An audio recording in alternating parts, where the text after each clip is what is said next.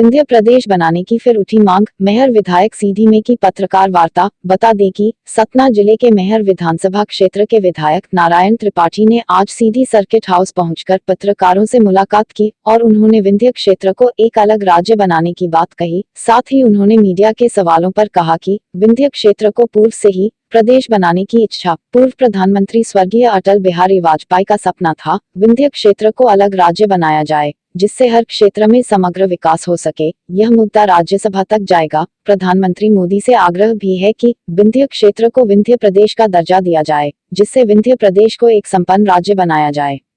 देश में कोविड-19 के कारण यह कार्य प्रभावित रहा। आज इस अभियान में संघर्ष जारी है।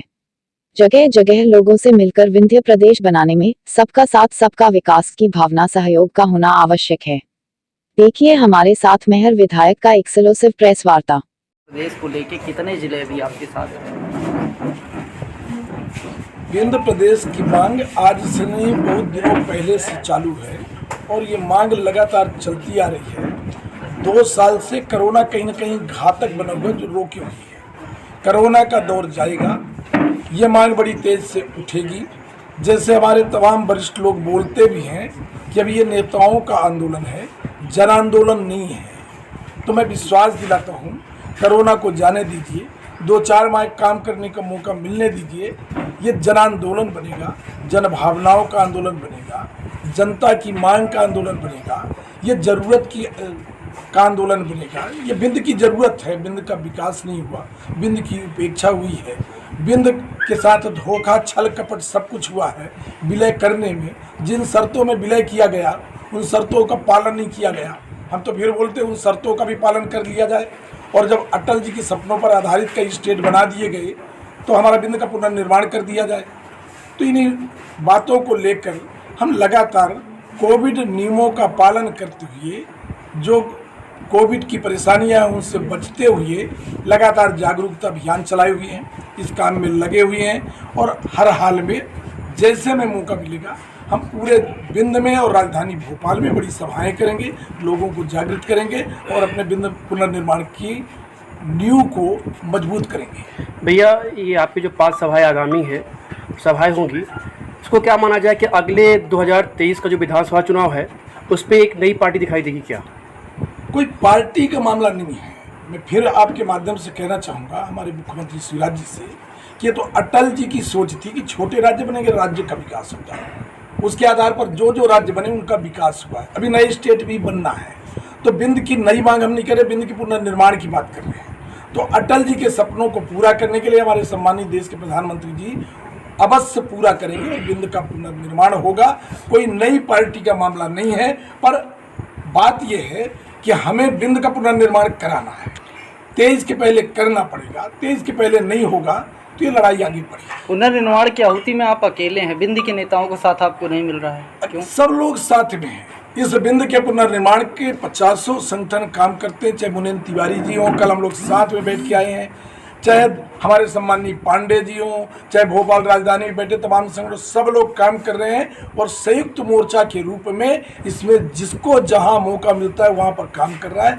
और ये नेता साथ में हो या न हो, पूरे नेता एक साथ हैं। किसी के दिल से, विंध्य के किसी भी लीडर से, अंतरात्मा से कोई आवाज़ पे पूछे कि क्या आप विंध्य का चाहते हैं तो उनका रोम रोम बोलेगा कि विंध्य का पुनर्निर्माण होना चाहिए। ये जिससे नेता बनते हैं, जब वो लोग इस आंदोलन में शामिल हो जाएंगे, हमारी जो विंध्य का एक एक आदमी जब शामिल हो जाएगा तो अपने आप विंध्य का पुनर्निर्माण। पर कई ऐसे नेता हैं जिनका ये मानना है कि विंध्य प्रदेश की मांग पे जितने जिले होने चाहिए वो आने के लिए तैयार नहीं है विंध्य प्रदेश की। हम तो पुनर्निर्माण की बात कर रहे हैं ना, हम कहाँ बोल रहे हैं कौन आने को तैयार है कौन नहीं। यार किसी के आने ना आने से थोड़ी होता है, ये तमाम चीज़ें संविधान से चलती है। संविधान था कि हमारा विंध्य था।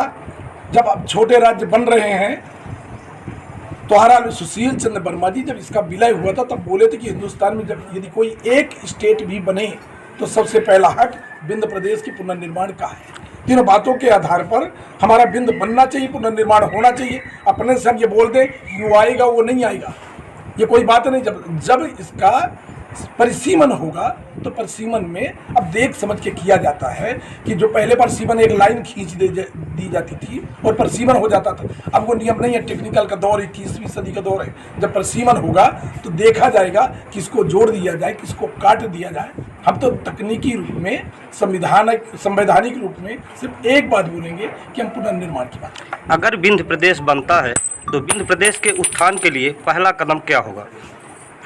विंध्य को आत्मनिर्भर विंध्य बनाना, विंध्य को समृद्ध विंध्य बनाना, विंध्य में टूरिज्म डेवलप करना। टूरिज्म डेवलप हो जाएगा, विंध्य सबसे ज़्यादा हिंदुस्तान के सबसे मजबूत स्टेट कहलाएगा। और हमारा जो युवा वर्ग है ना, हम खेती बाड़ी ज़मीन वमीन बेच के जो पढ़ाते हैं और बैंक का लोन लेके पढ़ाते हैं और भटकता भागता युवा, यदि विंध्य का पुनर्निर्माण हो जाए तो कम से कम 1 लाख युवा को इसी विंध्य में नौकरी मिलेगी, सरकारी नौकरी। हमारा जो विंध्य का एक आदमी पूरे हिंदुस्तान में, हम लोग कोरोना के पिछले दौर में देखे पहली लहर में कि एक आदमी हमारा विंध्य का हिंदुस्तान के कोने कोने में पेट पालने के लिए भटकता भागता था। सिंगरौली, अकेले सिंगरौली में यदि विंध्य के लोगों को काम मिल जाए तो विंध्य का मजदूर कहीं बाहर भटकता नहीं भागेगा, इसी विंध्य में काम मिलेगा। और ये विंध्य, आत्मनिर्भर विंध्य, हमारा मजदूर, किसान, व्यापारी सब आत्मनिर्भर मजबूत विंध्य का वारिसदार कहलाएगा। भैया सबसे बड़ी बात यह है कि सरकार आपकी है, सब कुछ आपका है, लेकिन बिजली जहाँ देखी जाए इतनी ज़्यादा है कि किसान मारा जा रहा है।